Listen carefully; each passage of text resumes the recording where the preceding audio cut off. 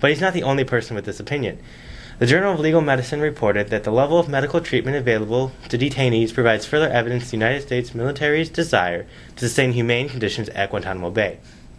The clinic in Camp Delta is staffed comparably to a community acute care hospital.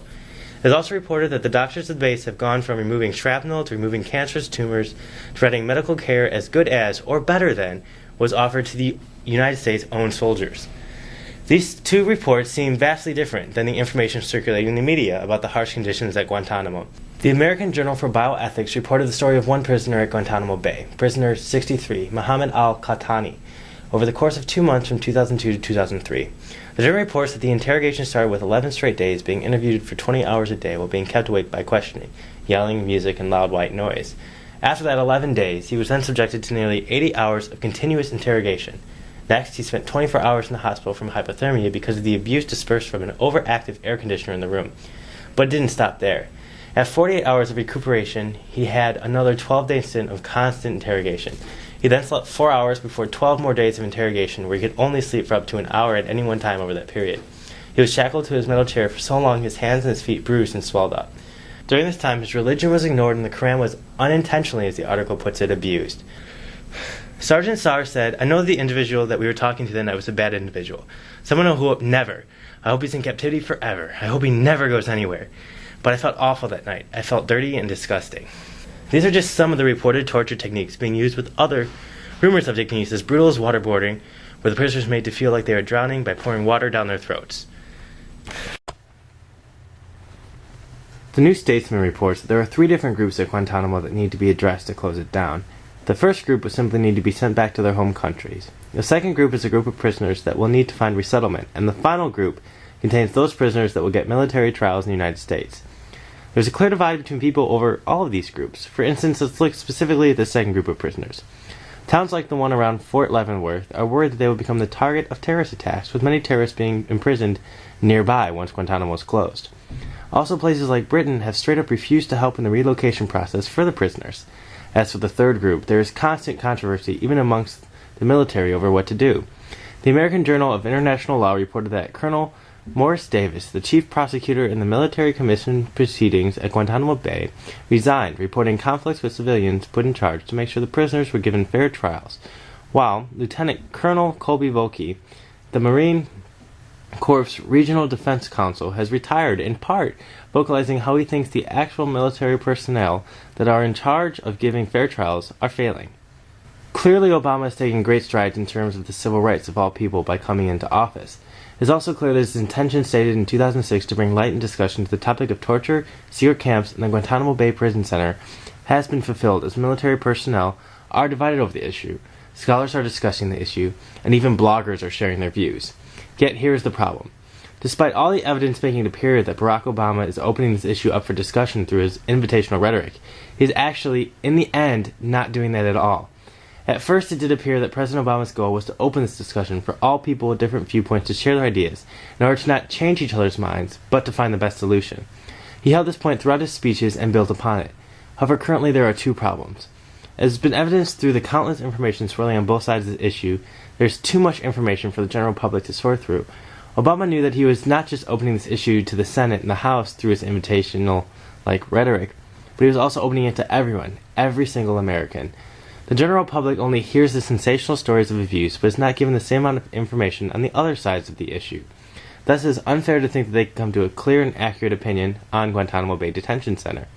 An article in the Western Journal of Communication discusses a person that is facilitating an invitational debate as someone who carefully broaches the topic to not cut off the opinions on either side of the issue.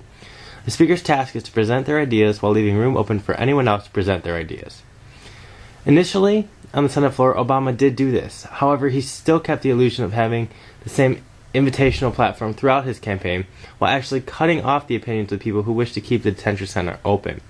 Immediately after he was sworn into presidency, Obama signed an executive order concerning Guantanamo Bay. The bay is still heavily swirling in the public and political realm. When I came into this project, I personally thought that I had a clear feeling on Guantanamo Bay. But after researching all of the issues, I find myself confused on what should be done. How do we get information out of terrorists? How do we keep the right terrorists in place? Where do we send them if we close the base? But Obama has abruptly made a statement closing off the debate over the topic long before a reasonable consensus has been reached. He has ordered the closing of the detention center, and at face value this move has the appearance that the debate he encouraged surrounding Guantanamo Bay has come to a solution point. However, Eli Lake of the Washington Times disagrees. Lake believes that Obama's decision on Guantanamo Bay is not as clear-cut as the term closing the facility implies. Lake says that the new president is leaving himself wiggle room on fighting terrorists. Obama has decided to close the detention center, but has not made the move to necessarily stop the practices there entirely.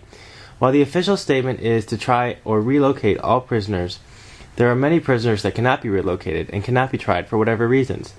It has not yet been decided how the rights can be given back to a group of people that no country, including the United States, is exactly willing to give rights to. This was one of the major issues surrounding Guantanamo Bay and had a large debate about it on both sides of the issue. But by calling for the close of the base, Obama has sought to end the invitational dialogue while the questions are still looming. President Obama has also, with one hand, argued to stop brutal interrogation techniques while supporting men and rewrites in the military handbook that leave room for torture techniques to be rethought and still used in certain situations. He has even allowed for certain detainees to be held for short periods of time, for short transitory times as he calls them, in the writing. This allows the CIA some leeway in having some form of detention like their secret prisons now. Obama entered the campaign and got elected on the grounds of breaking down party lines, of thinking outside the box and thinking for oneself as an individual. However, as soon as he got into office, he signed the order closing Guantanamo Bay and shut down the discussion surrounding it, while the closing of the practices that were continuing to occur at the detention center are still up for debate. His invitation to the Senate floor in 2006 to open the dialogue concerning the issue seems to have been a blank call for change. Today, to the casual onlooker, the debate surrounding Guantanamo Bay has been put to rest, but many people are still seeking to find their opinion in the matter. The longer it takes, the harder it will be to find truthful information on an issue that is already very clouded. I personally do not know how I feel about the Guantanamo Bay Detention Center closing, and I do not know what should be done about the rights of the men there. I do know that the torture and acts that are alleged to have occurred there are brutal and inhumane, but so are the terrorist acts occurring daily around the world. Obama was a forerunner in opening a dialogue about the issue, but since coming into office he has fallen to pressure from both sides and has failed to provide or make available the necessary information to the public about the issue. He has failed to keep the dialogue about Guantanamo Bay Detention Center open. Invitational dialogue has to be presented with the intent to be actually invitational.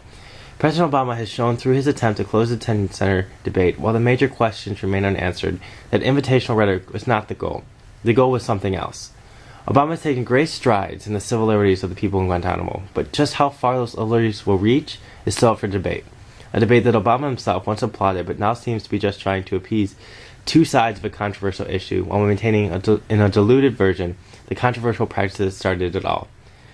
For a man who once said that he didn't want this to be about party lines, it appears that the two rows are the two party lines, and by trying to appease both, it's really clouding the ability to find the right decision with Guantanamo Bay. Hopefully, Obama will stick to his guns and stick to the invitational rhetoric to avoid party lines and find the best decision for Guantanamo Bay and the prisoners there.